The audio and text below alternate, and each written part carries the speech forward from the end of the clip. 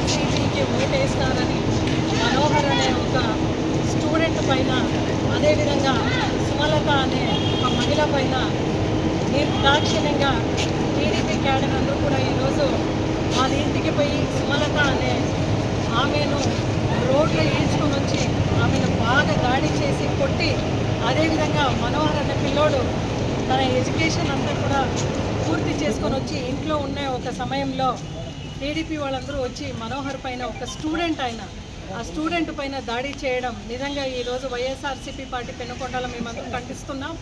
గతంలో కూడా ఇదే కంచి సముద్రంలో నా ఎస్సీ సోదరి పైన దాడి జరిగితే ఆ దాడి జరిగి ఇంకా 10 రోజులైంది.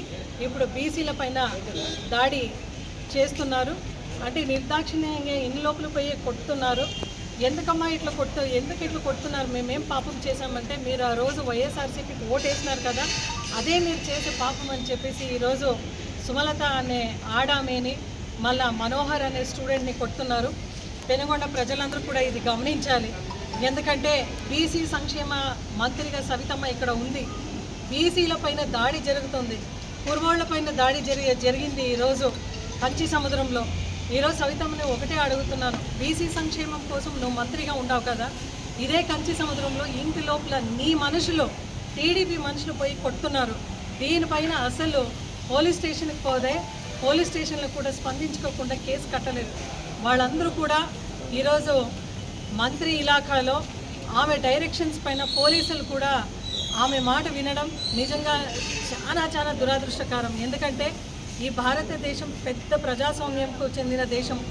ఇటువంటి ఒక దేశంలో మనకు ఒక కేసు పెట్టేక కూడా స్వతంత్రం లేదు అంటే నిజంగా it is a black day in democracy అని మీ అందరూ కూడా సమయంగా తెలియజేసుకుంటున్నాను.